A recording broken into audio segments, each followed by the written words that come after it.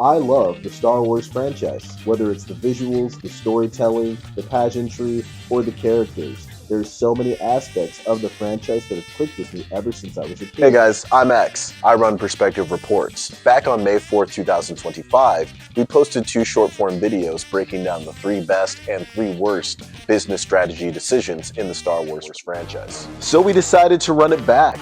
We're doing a follow-up horizontal video. This time we're breaking down the top 5 best and top 5 worst business strategy decisions in the Star Wars franchise. I try and tie things to a financial value to understand how much was financially gained or lost due to these decisions. And of course, we'll link all of our sources in the description box to back up our analysis. That's kind of the premise. Let's get into it. But before we get started, a couple of things. Make sure to go to our website, perspectivereports.com, hit that participate tab. You'll find a survey. Fill that out for us. It'll really help make future videos and help build out our community. So if you're looking to get involved, that's the easiest, best way to do it. There's no advertisers involved in this. This is just all for future content. Also check out our other content on our page. We've got a lot of other crazy strategy videos that we think you'll like. And of course, if you like what you see, please feel free to like and subscribe. You'll really help us out. Thank you so much, y'all, and let's get to it.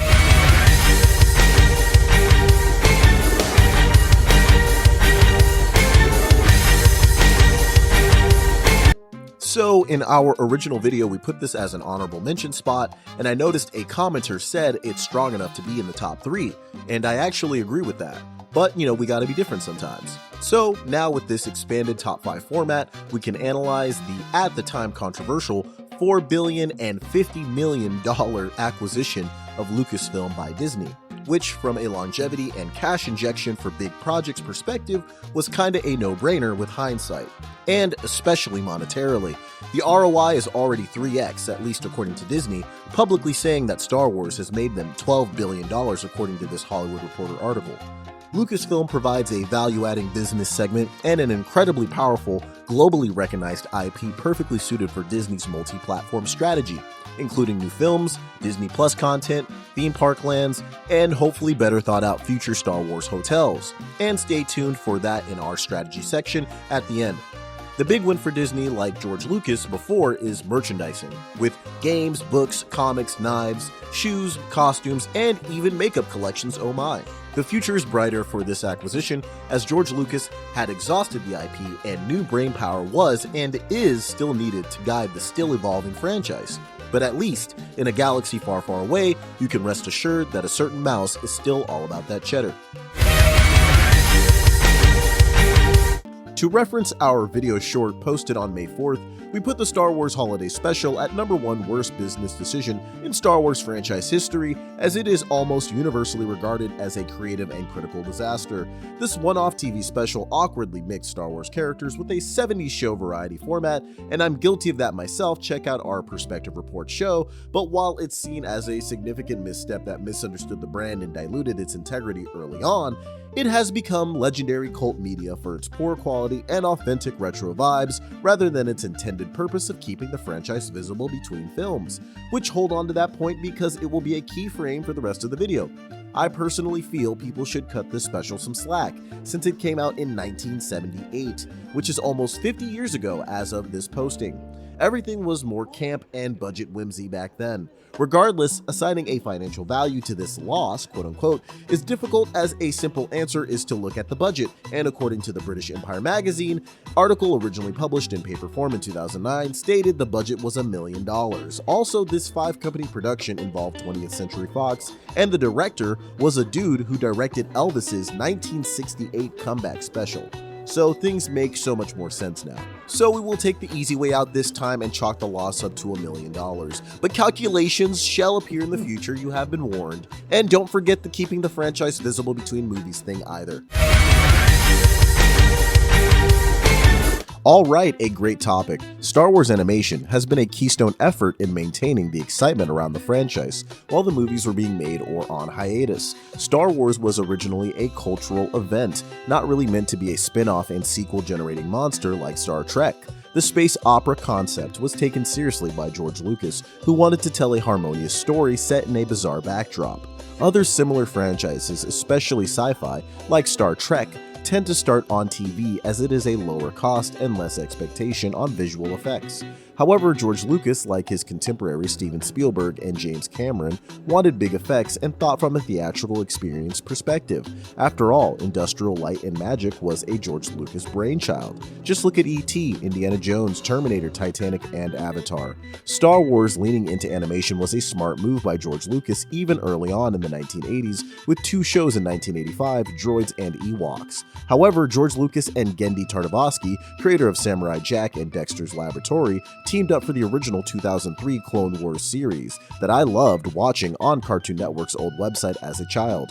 However, in 2005, Lucasfilm Animation was established to create a fully funded animation experience with the relaunched Clone Wars experience in 2008 that actually had a theatrical release as the initial tie-in to the show that made $68.5 million against an $8.5 million budget. Now let's do some calculating. Star Wars has released most of their animated shows after 2008, both before and after the 2012 Disney acquisition.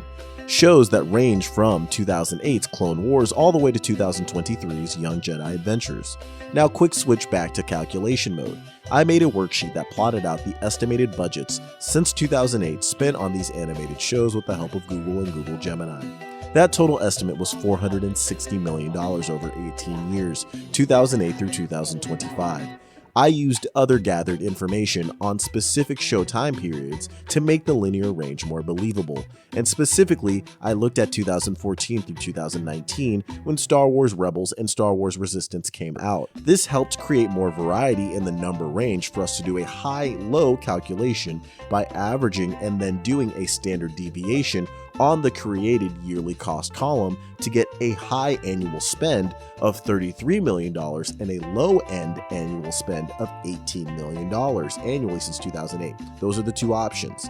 I then did something my former bosses would have hated and estimated the profit return by looking at existing examples. The Clone Wars movies that kicked off the 2008 TV show made 8x return on its budget.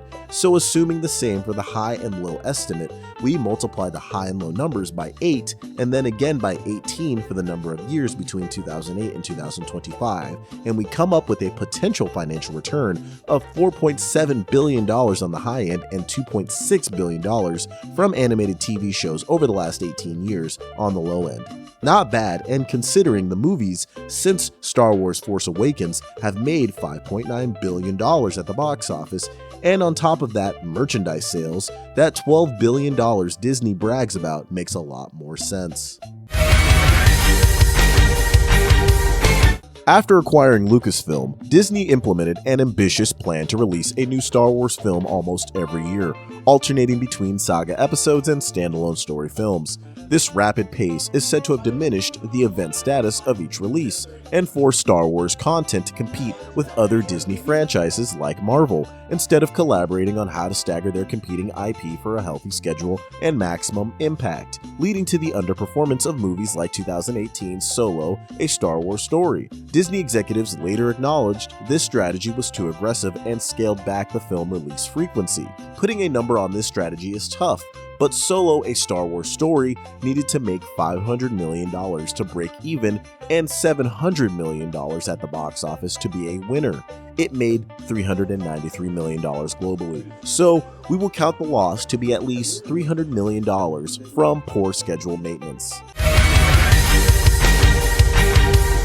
To achieve the revolutionary visual effects he envisioned for Star Wars, Lucas established his own effects company when existing options were inadequate. ILM, or Industrial Light and Magic, not only made the groundbreaking effects of the original trilogy possible, but grew into a world-leading visual effects powerhouse, driving innovation across the film industry and becoming a successful business in its own right, ensuring Lucasfilm controlled key technology. Movies Industrial Light has worked on include Jurassic Park, Harry Potter, Back to the Future, Indiana Jones, and Star Trek. So how much is adding cutting-edge visual effects to your movies worth? The Disney acquisition did not do a valuation on Industrial Light and Magic separately, and Lucasfilm limited data before 2012 is hard to come by, but according to a Forbes article, the London ILM studio is under British law, meaning they have to open file financial statements, and they reported revenue as $113 million or 86.2 million British pounds sterling just in the year 2023, working mostly on Disney Plus and other locally shot projects. ILM has 4 global studios after closing their Singapore office in 2023. The current head leader is Janet Lewin, and they have worked on multiple recent projects like Love, Death, Robots, Severance, Andor, and Duster on Max, and won 15 Academy Awards. Finally, adding up to the total box office of the movies Industrial Light and Magic have contributed to exceeds $250 billion worldwide all time. So the financial benefit from the strategy of creating ILM ranges from at least $300 million to $250 billion depending on how you look at it. When Disney acquired Lucasfilm, they declared the vast majority of existing Star Wars novels, comics, and games published over the decades as non-canon legends, to allow creative freedom for the new films. While perhaps necessary from a business perspective, to avoid narrative constraints, this decision instantly alienated a large and dedicated segment of the fan base who had invested heavily in the expanded universe stories, causing goodwill damage that persists for some fans. I myself read Star Wars comics as a kid that had stories separate from the main canon and loved them.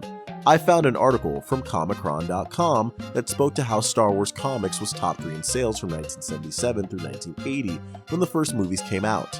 And in 2015, a new comic series was made with Marvel to tie in with The Force Awakens. It sold 1 million plus copies in 2015. Incredible. The article also stated that same year, 2015, the Star Wars comic added $31 million to the comic book market. So how much of a financial loss was cutting the expanded universe? At the very least, $31 million worth of nostalgia.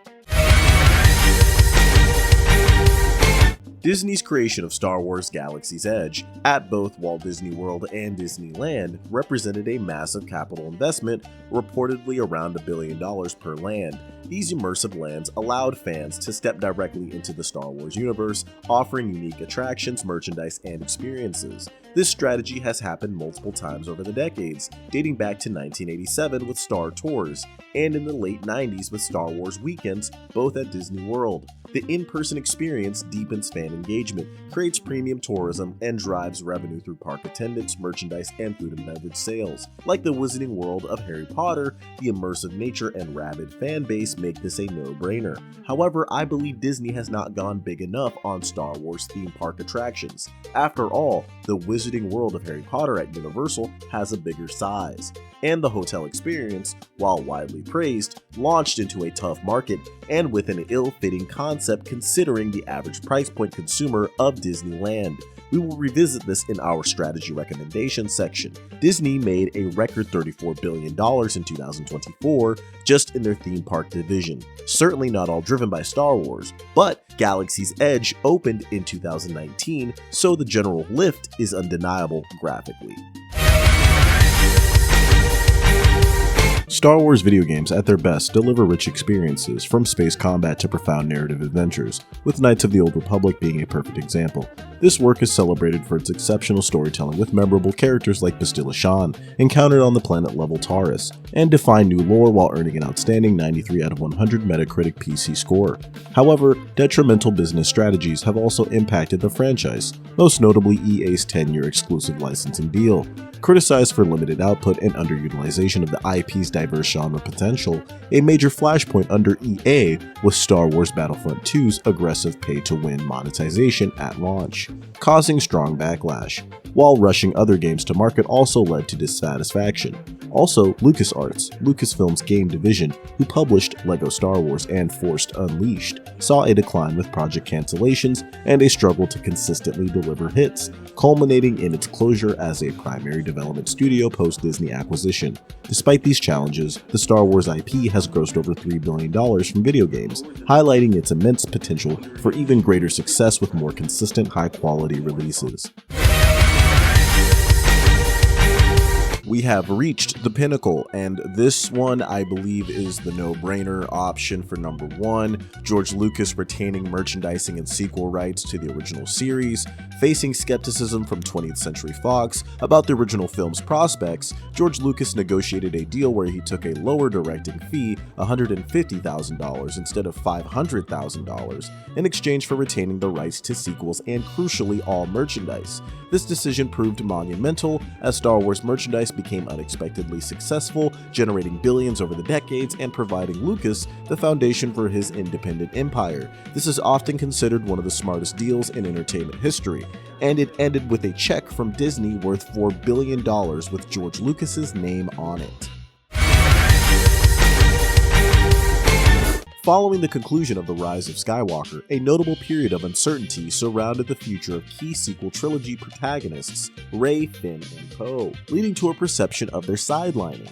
The initial lack of clearly defined major new arcs for such globally recognized characters represented a potential missed business opportunity to immediately capitalize on their established momentum and fan investment, something that was not done for the characters in episodes 1 through 6. For many Star Wars fans, the limited nature of the previous movies and narrative created decades-long bonds and admiration for characters like Luke Skywalker and Darth Vader.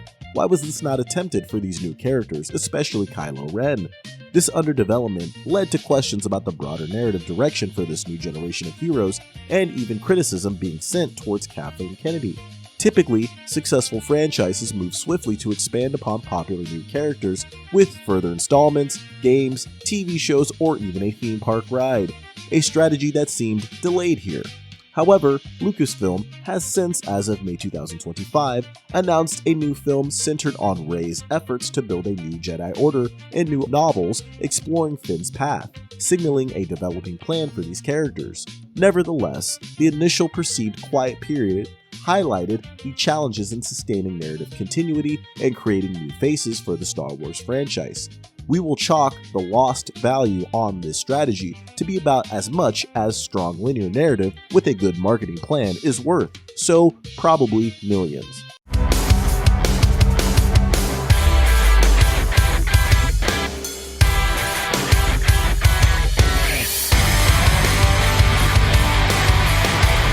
Strategy recommendation number 1, hotels on destinations. So the comp for the Star Wars hotel closure, despite company stated reasons, was the Orlando Nickelodeon Hotel. It's hard to create escapist experiences effectively in a place like Anaheim or Orlando. Disney needs to look at their plethora of destinations location options for Star Wars hotel experiences, such as a themed cruise, an expansion of the Hawaiian Disney location, Caribbean or Mexican resort options, or outside the USA entirely.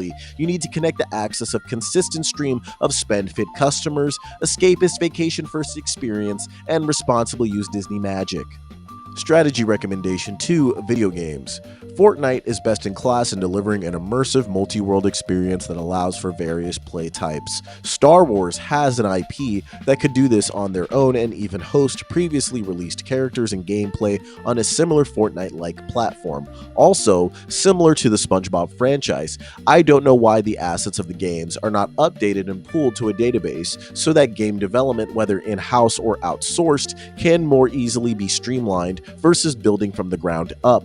You can even host these assets on a license hub where studios can bid to develop this IP, and then it can turn into a profit center. Strategy recommendation 3, content. Whether it's scheduling, supporting new IP characters, using multi-platform experiences that don't just rely on theaters, but instead center them in the marketing conversion customer journey, Star Wars has a massive content library that would benefit from being the first Disney property to source the proper talent to create watch-along videos inside Disney Plus to help people catch up. Also, make a companion-like experience out of it. This strategy could easily build out a podcast unit. Alright, those were the 5 best and 5 worst business strategy decisions in the Star Wars franchise. Thanks for watching. It's so much fun to make content like this. Again, check out our website on the Participate tab. You can fill out a survey that would really help us out, and you'll get entered in the future prize drawings. Our TikTok and Instagram are popping off. Go check that out and follow us and support. We really appreciate it. Website Strategy Hub is coming. Hopefully, we get a beta this week, the 31st, so look out for that. and also potentially merch. Thanks all. That's it. Have a good one. Bye.